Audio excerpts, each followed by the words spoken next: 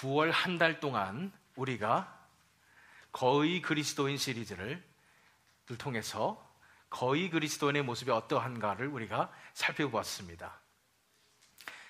첫 번째로 니고데모를 살펴보면서 우리가 형식주의를 버리고 생명으로 나아가야 된다, 이렇게 살펴보았고요. 그 다음에 부자 청년을 통해서 우리가 자아와 세상을 버리고 영생으로 나가야 된다에 대해서 살펴보았고요. 가룟 유다를 통해서 자기 스스로의 열정, 자기 자신의 열정을 내려놓고 하나님의 열정으로 나아가야 된다 살펴보았습니다. 그리고 바로 지난 시간을 통해서 아나니아의 경우를 통해서 우리가 거짓과 야망을 버리고 이제는 하나님의 영광의 빛으로 나아가야 한다라는 측면에 대해서 살펴보았습니다. 오늘은 이제 마지막 시간입니다. 약속드린 대로 거의 그리스도인 시리즈의 마지막 시간, 오늘은 유대 지도자들에 대해서 살펴보도록 하겠습니다. 이 지도자들의 모습을 통해서 우리의 모습을 거울에 비춰보길 원합니다. 말씀을 통해서 우리의 거의 그리스도인의 모습을 살펴보며 그것에 대해서 회개하며 이제 참 그리스도인의 모습으로 나가는 이 한 시간 되었으면 좋겠습니다. 계속해서 거의 그리스도인 시리즈, 오늘 5번째 시간, 지도자들에 대해서 본 말씀인 마태복음 23장 3절에서 15절 말씀을 통해서 함께 살펴보도록 하겠습니다. 마태복음 23장에는 이 유대 지도자들에 대한 예수님의 신랄한 비판이 나와 있습니다. 굉장히 깁니다. 하지만 그 속에서 가장 간추려서 우리가 본문 말씀을 통해서 살펴보는 것입니다. 마태복음 23장 1절과 2절 말씀에 보면은 본문 말씀 바로 전 말씀이에요. 이에 예수께서 무리와 제자들에게 말씀하여 이르시되 서기관들과 바리새인들이 모세의 자리에 앉았으니, 그렇습니다. 예수님께서 누구한테 말씀하셨냐면 무리와 제자들에게 말씀하셨습니다. 한마디로 제자들도 모여있고 무리들도 있는데 예수님께서 성전에서 무리와 제자들에게 말씀하신 거예요. 누구에 대해서 말씀하셨나요? 서기관들과 바리새인들, 다시 말해서 유대 지도자들에 대해서 말씀하셨습니다. 서기관들은 지난번에 제가 말씀드린 적이 있는 것 같습니다. 율법을 맡은 자들입니다. 율법을 연구하고 공부하고 가르치고 보존하는 역할을 했던 것이 서기관들입니다. 바리새인들은 유대인의 학파 중에 가장 이 당시에 가장 주도권을 쥐고 있었던 학파입니다. 거의 모든 서기관들이 다 바리새인에서 나왔습니다. 바리새인들의 학파의 특징이 뭐냐면은 율법을 있는 그대로 지키자, 율법을 지키는 그런 지킴에 대해서, 행위에 대해서 굉장히 중요시했던 그런 학파였습니다. 이 사람들이 결국은 유대의 종교를 주관하고 있었던 리더들이라는 것입니다. 그런데 이 리더들에 대해서 예수님께서 이렇게 신랄하게 비판하시는 거예요. 화 있을진저 외식하는 서기관들과 바리새인들이여. 15절 말씀에 보니까 화 있을진저 외식하는 서기관들과 바리새인들이여. 그때 당시에 유대 종교를 이끌고 있었던, 그 교회를 이끌고 있었던 모든 사람들에게, 서기관들과 바리새인들에게 예수님께서 이렇게 책망하시는 것입니다. 왜 이 지도자들의 모습에서 무슨 모습이 나왔길래 예수님께서 이렇게 책망하셨던 것일까요? 먼저 그래서 우리가 이 지도자들의 면면을 먼저 살펴보는 시간을 갖도록 하겠습니다. 먼저 살펴볼 것은 겉으로 나타난 이 사람들의 유대 지도자들의 표면적인 모습에 대해서 먼저 살펴보도록 하겠습니다. 3절 말씀을 보니까 그러므로 무엇이든지 그들이 말하는 바는 행하고 지키되 그들이 하는 행위는 본받지 말라 그랬습니다. 이 전체가 다 예수님께서 부정적으로 말씀하셨기 때문에 그렇지, 우리 한 가지 알 수 있는 것은 그들이 말하는 바는 행하고 지키라고 그랬습니다. 왜 그럴까요? 이 사람들은, 유대 지도자들은, 사두개인들과 바리새인들은 율법에 대해서 능통했던 사람들이었습니다. 율법에 대해서는 정통했던 사람들이었습니다. 랍비가 되기 위해서는 모세의 오경 정도는 다 그냥 머릿속에 다 외워야 하는 것입니다. 엄청나게 율법에 대해서 정통했던 그런 사람들이었던 것을 우리가 알아야 합니다. 모든 것을 말씀에 대해서 inside and in and out 다 알고 있는 사람이었습니다.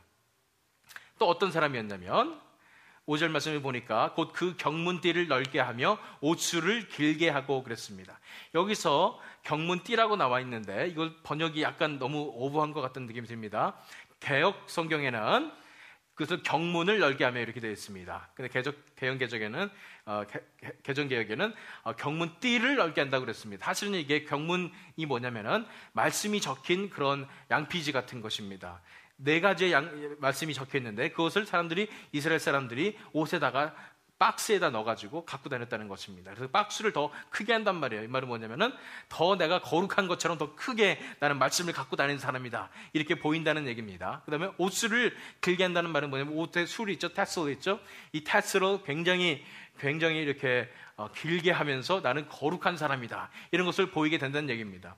사실 말해서 뭐냐면 그 외양을 봤을 때 이 바리새인들과 서기관들을, 이 지도자들을 봤을 때는, 외양을 봤을 때는 그 속에서, 그 자체에서 거룩함이 뚝뚝 떨어진다는 것입니다. 그 속에 권위가 뚝뚝 떨어지는, 겉으로 봤을 때 정말로 위엄이 넘치는 그런 사람이었다는 것을 알게 됩니다. 7절에 보니까 시장에서 문안받는 것과 그랬습니다. 이 사람들이 그래서 지나가면은 율법에도 정통한 사람이고 많이 배운 사람이고 가르치고 이런 사람들이기 때문에 시장에 딱 지나가면 사람들이 다 문안하는 것입니다. 90도로 숙여서 인사하는 것입니다. 절하는 것입니다. 사람들이 랍비라 이렇게 부르는 것입니다. 선생님이요 이렇게 부르는, 대우받는 이런 사람들이었습니다. 이것을 볼 때 굉장한 권위를 가지고 있었던 엄청난 사람들이라는 것을 우리가 알 수 있습니다. 이것을 보면서 또한 우리가 알 수 있는 것은, 우리가 비교해보는 것은, 현대 교회에 정말 카리스마가 뚝뚝 떨어지는 어떤 목사님 같은 이런 분들이 바로 이 유대 지도자들이 아닌가라는 생각을 하게 되는 것입니다. 그런데 이 지도자들을 예수님께서는 신랄하게 비판하신 것입니다. 예수님께서 뭐라고 비판하셨는지 볼까요? 예수님께서 지적하시는 지도자들의 문제점에 대해서 이제 살펴보도록 하겠습니다. 예수님께서 어떻게 이 지도자들을 지적하시나요? 첫 번째로는 3절 말씀에 보니까, 그러므로 무엇이든지 그들이 말하는 바는 행하고 지키되 그들이 하는 행위는 본받지 말라. 그들은 말만 하고 행하지 아니하며 그랬습니다. 이 사람이 말하는 것은 율법을 다 알고 있기 때문에 말은 정말 청산유수로 잘한단 말이에요. 그런데 실제적인 행함이 없다는 것입니다. 다시 말해서 언행이 일치하지 않는단 말입니다. 말은 이렇게 해놓고 행동이 이렇게 됐다는 것입니다. 겉으로 보기에는 이 사람들의 행동이 나무랄 데가 없어요. 겉으로 볼 때는 이 사람들 율법을 다 지키는 것 같아요. 하지만 율법에 나타나 있는 그런 하나님의 생명이 없기 때문에 이 사람들의 삶 속에 열매가 없었던 것입니다.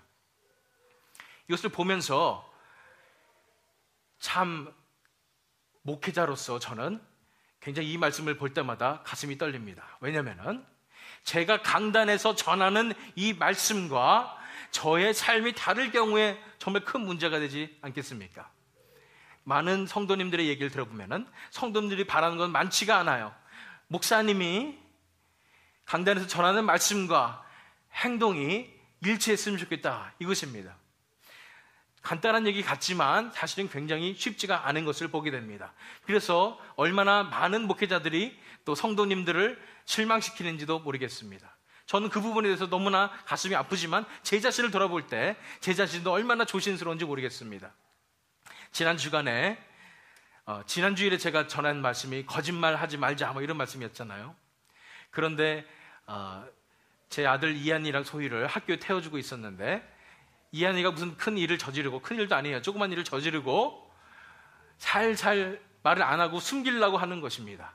그래서 제가 너 거짓말하지 말라고, 나 다른 건 다 괜찮은데 거짓말하는 건 내가 용서하지 못하겠다 그러면서 제가 혼내기 시작하면서 제 말이 너무 정당하니까 계속 이한이를 코너로 밀어붙여가지고 너 정말 그래서는 안 된다고 막 크게 혼을 냈습니다. 그 혼내는 과정에서 하나님이 저한테 말씀하시는 것 같았어요. 그럼 너는 이런 말씀 하시는 것 같아요. 꼭 내가 그 이한이를 혼내면서 하나님도 분명히 이렇게 나한테 화가 나실 것이고 하나님도 나한테 거룩한 분노가 이르실 텐데 내 모습은 어떤가, 이런 생각을 하게 되었습니다.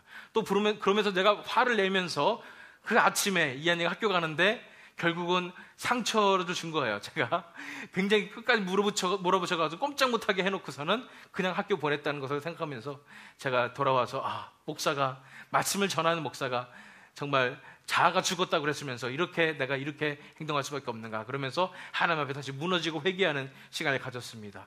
마찬가지로 이렇게 지도자의 위치에 있다는 것은 굉장히 힘듭니다. 언행이 일치하는 것은 정말 쉽지가 않습니다. 그러나 이 유대 지도자들의 모습에서 언행이 일치하지 않는 모습들이 나타났습니다. 그리고 또 어떤 모습이 나타났나요? 4절에 보시면은 또 무거운 짐을 묶어 사람의 어깨에 지우되 자기는 이것을 한 손가락으로도 움직이려 하지 아니하며 그렇습니다. 이 말씀은 무슨 말씀입니까? 무거운 짐을 묶어서 사람의 어깨에 지운다는 말이 무슨 말씀일까요? 성경에 구약 성경에 나오는 율법이 몇 가지냐면 613가지에 이릅니다. 굉장히 많은 것 같지만은 이것을 잘 지키기 위해서 바리새인들이 티처들이 이 율법을 더 세분화해서 규정들을 만들었습니다. 규범들을 만들었어요. 수천 가지에 이릅니다. 수천 가지의 이 규정들을 만들어 놓고서는 이것을 다 지켜야 됩니다라고 사람들에게 무거운 짐을 다 줬다는 것입니다. 그러고선 자기들은 특별하니까 자기들은 싹 빠지는 것입니다. 뿐 아니라 그 규정들에 의하면 사람들이 다 등골이 빠집니다. 왜냐하면 그 속에서 경제적인 헌신도 많이 해야 되거든요. 사람들에게, 가난한 사람들에게 헌신 많이 하라고 그러고 자기들은 대접을 받는 사람들이 되었다는 것입니다. 현대에도 이런 부분이 너무나 많은 것을 보게 됩니다. 어떤 카리스마 강한 지도자가 있는 이런 교회의 모습들을 보면은 사람들을 다 구속하고 사람들을 컨트롤하고 통제하는 이런 모습이 나타납니다. 이것은 하지 말고 이것은 해도 되고 이것은 이렇게 하고 교회 컬처를 주관하면서 사람들을 다 묶어놓는, 사람들 자유롭게 하는 것이 아니라 묶어서 컨트롤하고 통제하고 조종하는 이런 지도자들이 있는 것을 보게 됩니다.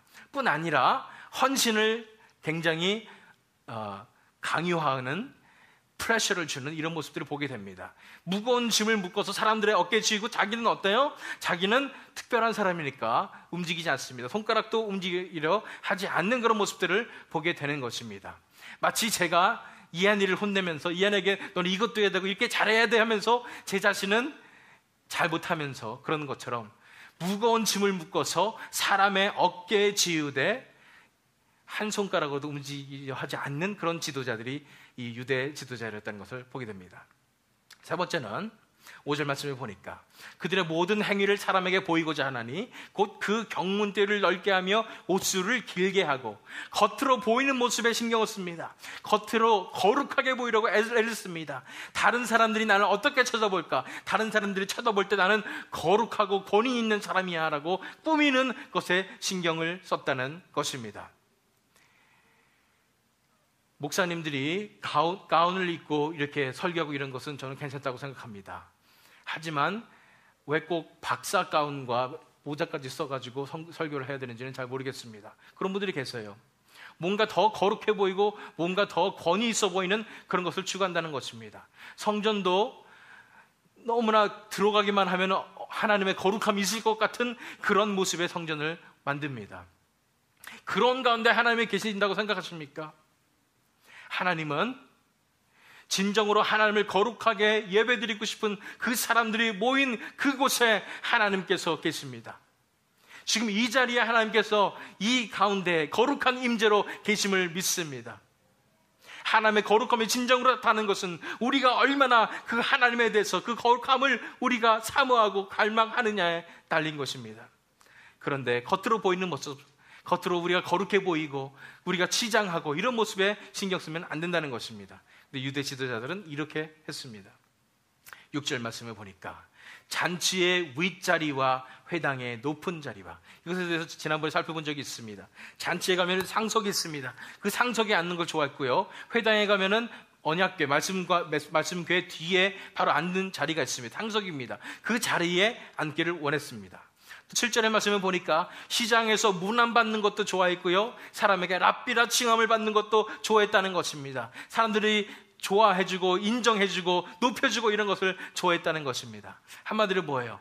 사람들이 나를 높여주고 사람들이 나를 두려워해주고 이런 것을 굉장히 즐겼다는 것입니다.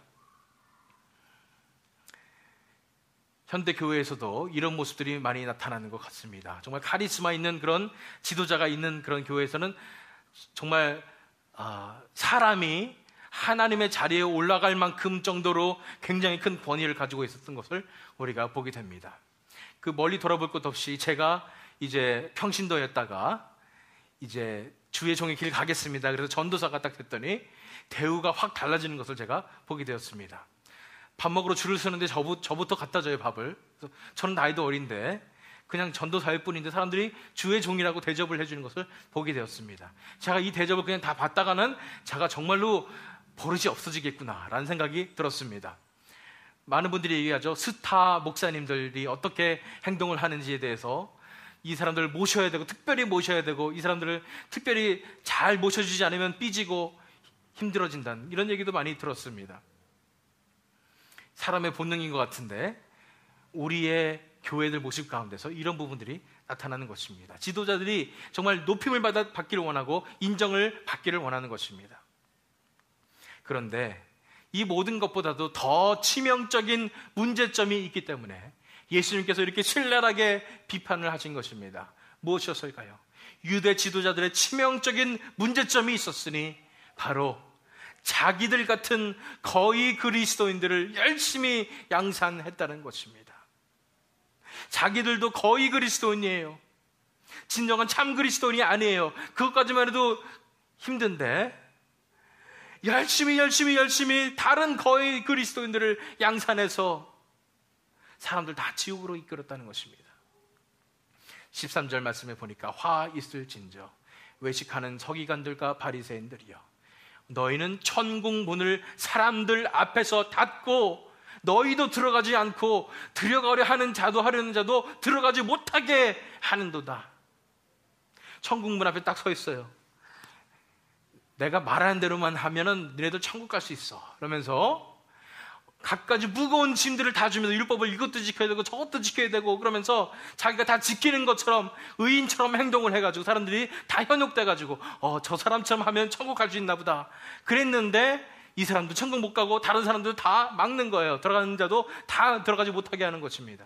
어떤 사람이 만약에 진정한 복음을 깨달았어요. 하나님의 생명을 깨달아가지고 제가 생명을 깨달았어요. 어떻게 하면 될까요? 라고 이 지도자한테 왔더니 지도자가 여러분들 그런 거 광신자처럼 행동할 필요 없습니다. 여러분들 그렇게 할 필요가 없어요. 교회는 그런 게 아니에요. 교회는 이것도 지키고 이렇게 해서 이렇게 사는 것이 신앙생활입니다. 여러분들 캄다운 하세요.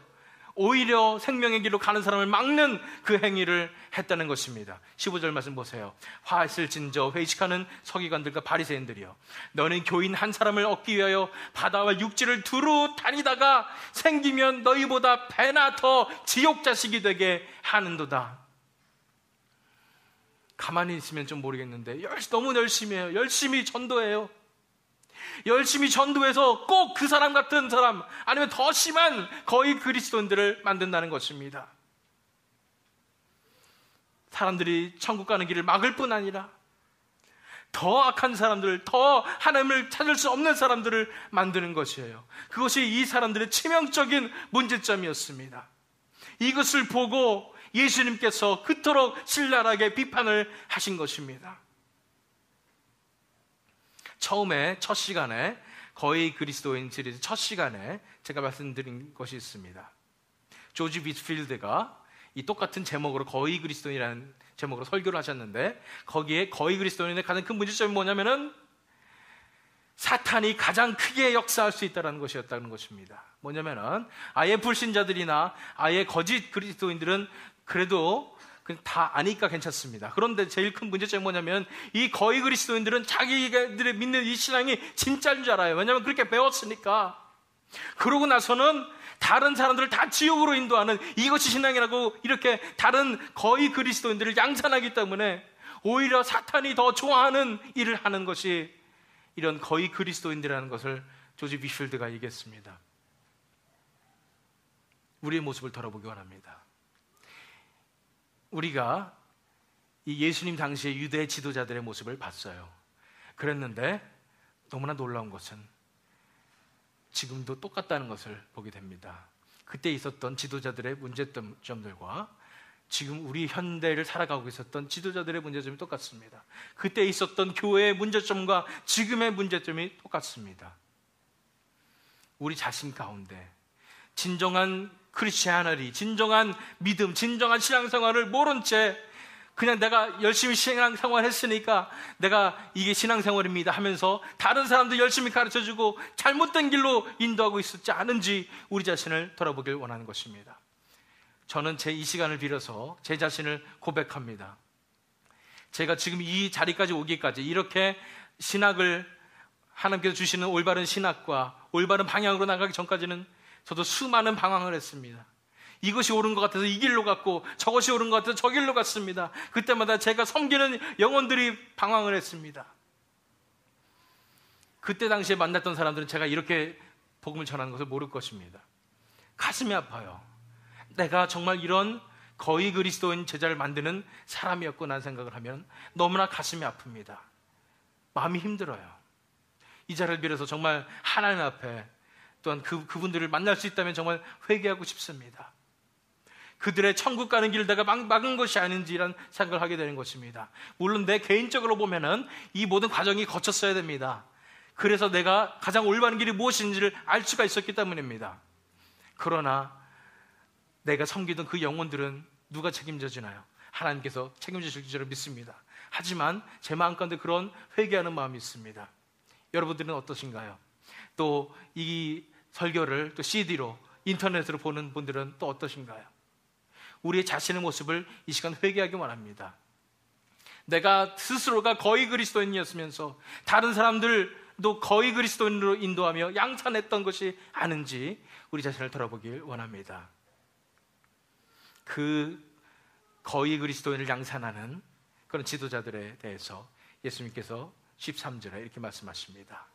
화 있을 진저 외식하는 서기관들과 바리새인들이여.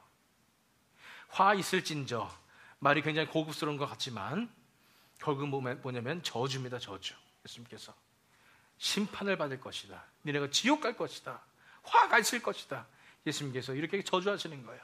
화 있을 진저 외식하는 서기관들과 바리새인들이요. 외식이라는 말이 뭐예요? 겉만 꾸민다는 것입니다. 진정한 본질이 없이 겉에만 꾸민 사람들을 얘기하는 것입니다. 우리가 지금까지 살펴보았던 그런 거의 그리스도인들을 다 얘기합니다. 형식주의에 빠져있고 자아와 세상을 내려놓지 못했던 그런 사람들, 자기의 열정으로 똘똘 뭉쳤던 사람들, 거짓과 야망을 가지고 있었던 모든 사람들, 오늘까지 권위주의로 이렇게 나왔던 모든 사람들을 예수님께서 말씀하십니다. 화 있을진저 서기관들과 바리새인들이여. 우리가 거의 그리스도인 지도자가 되면 저주받습니다. 우리 자신을 돌아보기 원합니다. 우리가 이렇게 있지 않았는지 우리 자신을 이 시간 돌아보기 원합니다. 우리가 거의 그리스도인 지도자가 되면 저주받는다는 것을 보아야 되는 것입니다. 어떻게 거의 그리스도인 지도자가 됩니까? 어떤 사람이 교회에 딱 나왔어요. 처음으로 딱 나왔더니 교회가 분위기도 좋은 것 같고, 설교 말씀 들어보니까 말도 되는 것 같고, 또 좋은 말씀 많이 해주시니까 예배 드리고 나면 마음도 좀 평안한 것 같고, 그러다 보니까 매주 이제 교회 나오게 되다 보니까 사람들이 당신이 세례 안 받았으니까 이제 세례를 받아야 됩니다. 그래서 6개월짜리 세례 받는 코스를 밟아서 세례를 받는 순간 자기가 하나님 만났는지 안 만났는지 이게 중요한 것이 아니라 세례 코스를 받았기 때문에 나는 이 세례를 받았기 때문에 나는 이제 하나님 믿는 사람이다라는 거짓 확신을 가지면서 이제 교회도 열심히 나오고 보니까 예배도 열심히 드리고 또 사람들이 하는 대로 봉사도 하고 또 사역도 맡겨주는 거예요. 그러니까 좀 시간이 지나니까 사역도 열심히 하게 되고, 또 보니까 교회에 컬처가 있는데 또 정치 같은 것도 있는 것 같습니다. 이 장로님 라인으로 가면은 좀 더 또 빨리 승진해서 그 임직을 더 받을 수 있다, 이런 것을 보게 되고, 그래서 그 라인을 잘 타가지고 뭐 안수집사가 되고 또 장로가 되고 이렇게 돼서 되다 보니까 신앙생활은 이런 것이구나. 신앙생활은 이렇게 우리가 그냥 나와서 11조하고 주일 성수하고 나와서 이렇게 열심히 생활하다 보면은 이 교회 문화 가운데 내가 잘 적응하면은 이게 신앙생활인가 보다 라는 생각하는 것까지는 괜찮은데, 이제 장로님이 됐으니까 어떻게 해요? 다른 사람들 가르쳐줘야죠. 처음 들어온 사람들한테 신앙생활은 그렇게 하는 것이 아니고 항상 겸손하게 이러면서 사람들의 행동을 다 얘기해 줍니다. 그래서 점점 똑같은 거의 그리스도인들을 또 만들어가는 것이 그런 과정이란 것입니다. 처음부터 잘못되었습니다. 신앙생활은 하나님의 생명을 만나는 것입니다.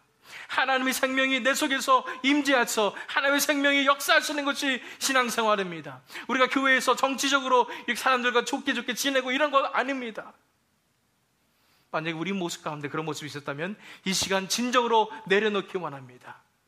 하나님 앞에 회개하기 원합니다. 주님, 제가 거의 그리스도인이었고 거의 그리스도인 지도자였습니다. 하나님 앞에 무릎 꿇고 회개하기 원합니다. 그리고 하나님 앞에 이제는 내가 정말로 참 그리스도인이 되며 참된 지도자가 되게 해주시옵소서 간절히 우리가 울부짖어야 할 것입니다. 그러한 참 지도자가 되는 비결이 본문에 나옵니다. 12절 말씀 보세요. 누구든지 자기를 높이는 자는 낮아지고 누구든지 자기를 낮추는 자는 높아지리라. 우리가 알아야 되는 것입니다. 내가 다른 사람한테 인정을 받고 다른 사람보다 높아지고 권위를 가지고 이렇게 있는 것이 중요한 것이 아니라는 거예요. 오히려 나를 낮추는 것이 가장 지도자의 기본이라는 것입니다. 뭐냐면 자기를 낮추는 것이 진정한 지도자의 자격입니다. 자기를 낮추는 것이 진정한 지도자의 자격이라는 것이에요. 그러면 이것이 요새 유행하는 servant leadership이군요. 회사에서도 그렇지 않습니까? 요새는 리더십이 servant leadership이 유행입니다. 옛날처럼 군림하는 것이 아니라 다른 이 부하 사람들을 잘 대해주고 잘 섬기는 지도자가 좋은 지도자다, 이런 리더십 클래스처럼 이렇게 이해할 수도 있습니다. 그게 아닙니다.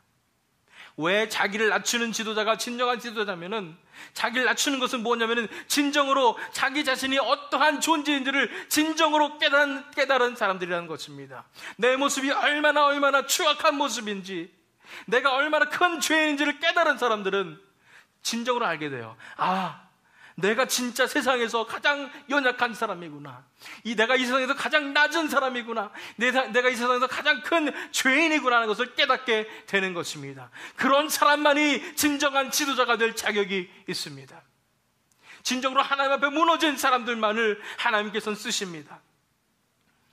만약 내 자아가 아직도 살아있고 내 자아를 위해서 열심히 사는 그런 사람들은 하나님께서 결코 쓰시지 못합니다. 쓰실 수가 없습니다. 쓰시지 않습니다. 어떤 사람을 쓰신다고요? 하나님 앞에 자신을 발견한 사람들, 진정으로 내가 가장 연약한 죄인임을 깨달은 사람들을 하나님께서는 쓰시는 것입니다. 그것이 진정한 지도자의 자격이라는 것을 우리가 알아야 합니다. 그렇다면 어떻게 우리가 이러한 진정한 지도자가 될 수 있을까요? 그것에 대해서 참된 지도자가 되는 3가지 단계라는 것으로 함께 살펴보도록 하겠습니다. 참된 지도자가 되는 3가지 단계입니다. 이 유대 지도자들은 거의 그리스도인 지도자들이었습니다. 그럼 우리가 참된 그리스도인 지도자가 되는 3가지 단계는 무엇일까요? 그 첫 번째를 보기 위해서 8절 말씀 보시기 바랍니다. 그러나 너희는 랍비라 칭함을 받지 말라. 너희 선생은 하나요 너희는 다 형제니라.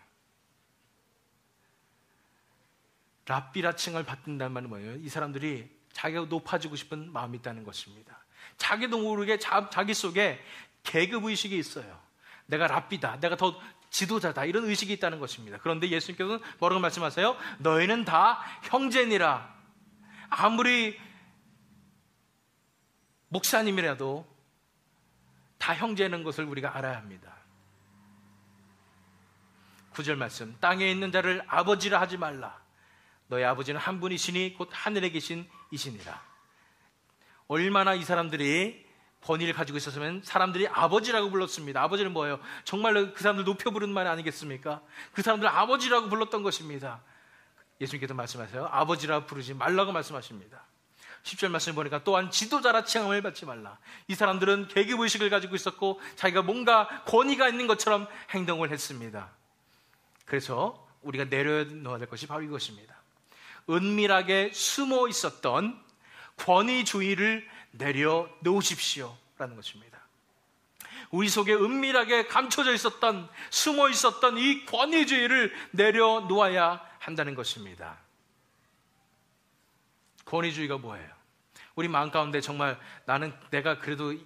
내가 안수집사인데, 장로인데, 목사인데, 이런 생각을 가지고 있었던 것들을 다 내려놓으란 말이에요.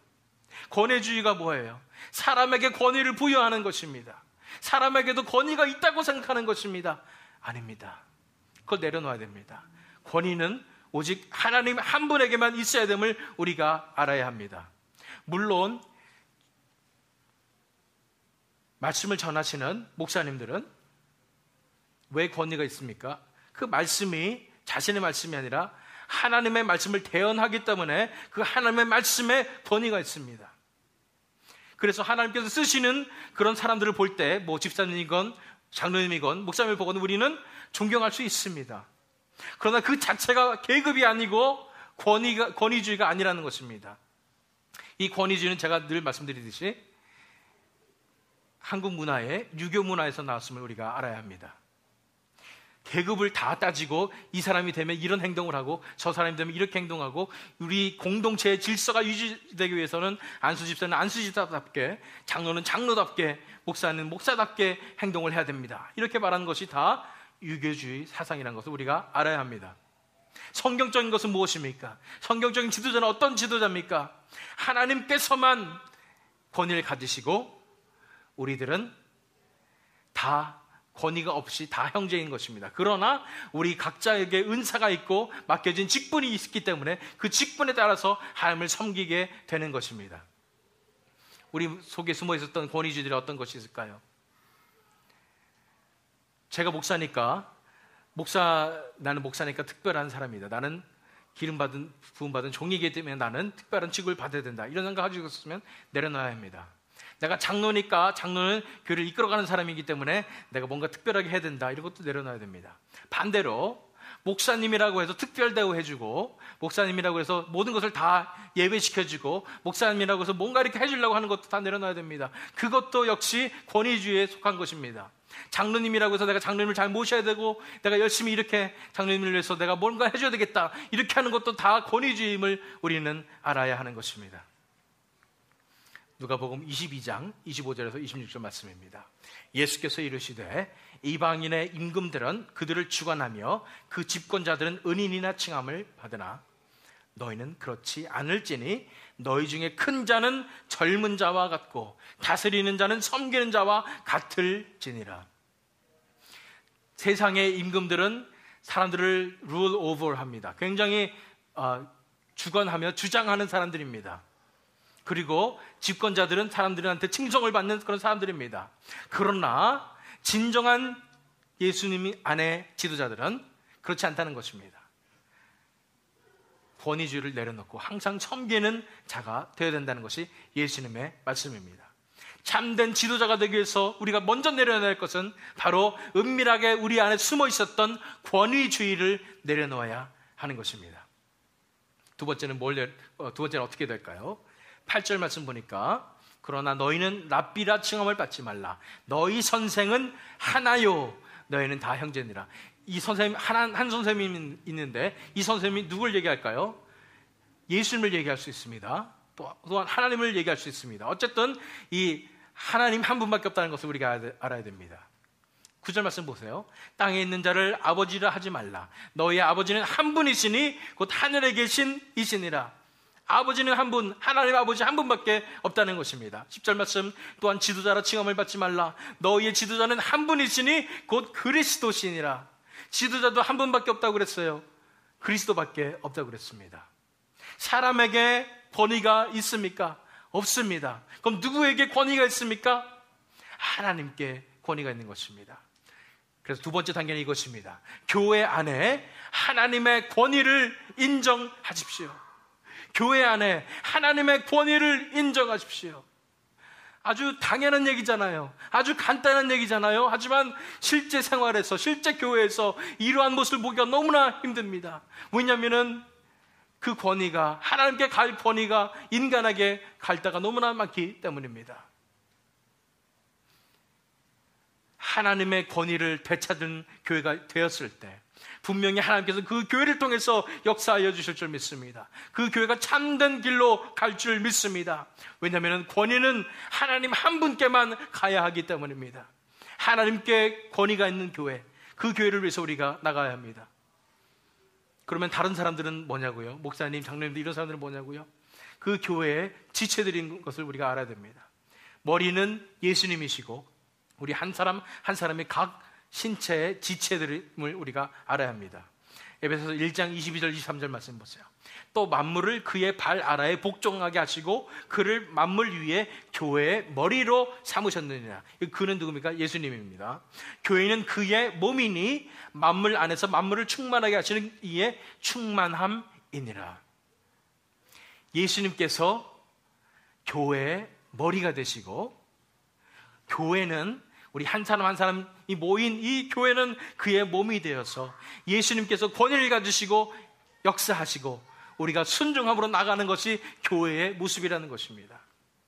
그렇기 때문에 아주 간단하고 당연한 얘기지만 우리가 해야 될 일은 교회 안에 하나님의 권위를 인정하라는 것입니다.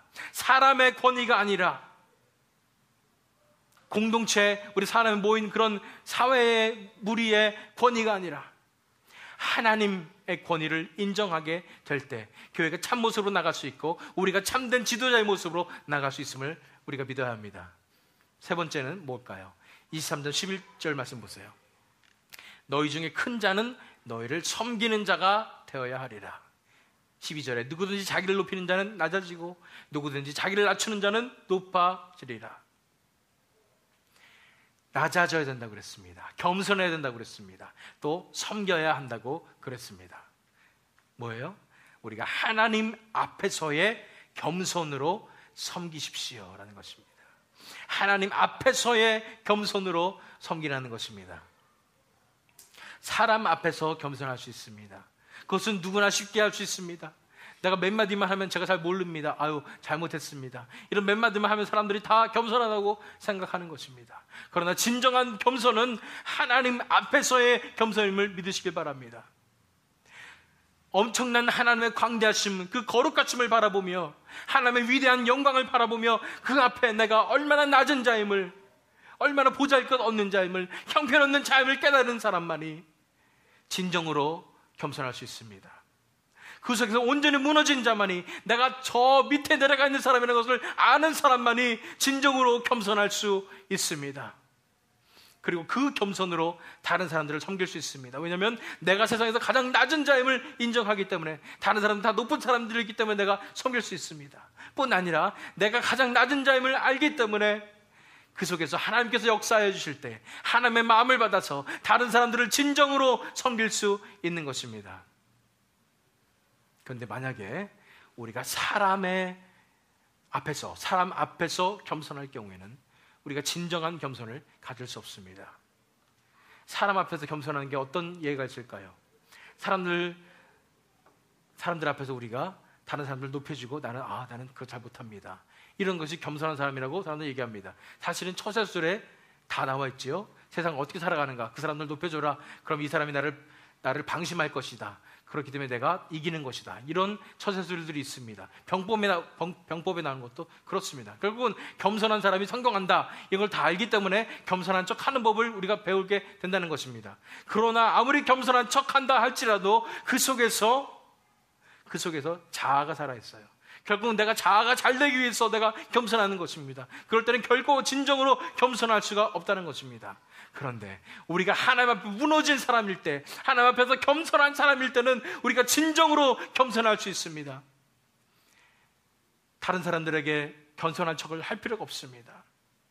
제가 언젠가 겸손한 척을 하는 것을 항상 제 마을 가운데 끝에 붙어있던 적이 있었습니다. 그래서 어떤 목사님 앞에서 제가 겸손한 척을 했어요. 제가 잘 몰라서 그렇습니다. 그랬더니 이 목사님이 화를 내시는 거예요. 왜 겸손한 척 하냐고. 사실대로 얘기하지, 다 알면서 왜 모른다 그러냐고. 그럼 거짓말 하는 거라고. 이런 얘기를 했습니다. 그 순간 제가 깨달았어요. 겸손한 척 하는 것도 거짓말일 수가 있겠구나. 진정으로 하나님 앞에서 겸손한 사람은, 자아가 죽은 사람은 겸손할 척 할 필요가 없습니다. 그냥 행동하세요. 그러면 그 마음속에 있는 진정한 겸손이 흘러나올 것입니다. 진정한 겸손으로 다른 사람을 섬겨줄 수 있다는 것입니다. 참된 지도자가 되는 세 번째 단계는 뭐냐면 하나님 앞에서의 겸손으로 섬기라는 것입니다.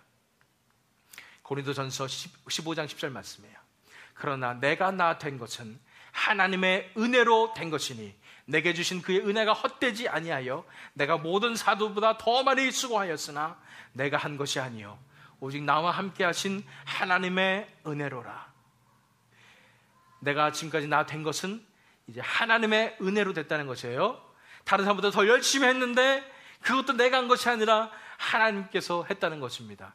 사도 바울은 거짓 겸손을 떨지 않습니다. 거짓 겸손이 뭐였을까요? 저는 조금밖에 못했어요. 저는 뭐 다른 사람들이 더 많이 했지 저는 조금밖에 못했어요. 이런 겸손을 떨지 않았겠습니까? 하지만은 사도 바울은 알고 있었습니다. 내가 모든 사도보다 더 많이 수고했습니다. 거짓말하지 않았어요. 알아요. 내가 더 많이 수고했단 말이에요. 겸손하지 않게 보입니까? 겸손한 것입니다. 왜요? 이것이 내가 한 것이 아니요 오직 나와 함께 하신 하나님의 은혜라는 것을 인정하고 있었기 때문입니다. 이것이 진정한 겸손입니다. 하나님 앞에서 겸손한 것이 진정한 겸손임을 믿으시기 바랍니다. 우리가 이렇게 은밀하게 숨어있던 권위주의도 내려놓고 교회 안에 하나님의 권위를 인정하고 이제 하나님 앞에서 겸손으로 섬길 때에 우리가 어떤 모습이 될까요? 진정한 그리스도인들을 양산하는 진정한 참된 지도자가 될 줄 믿습니다.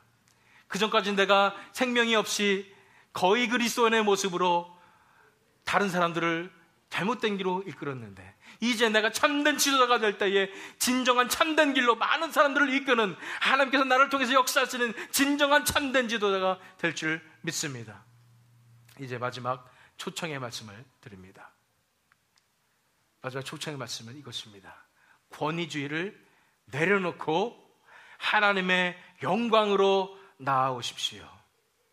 나를 붙잡고 있었던, 내가 지금까지 교회 생활이라고 생각하고 신앙생활이라고 생각하고 있었던 이 권위주의를 다 내려놓고 이제는 하나님의 영광으로 나아오라는 것입니다.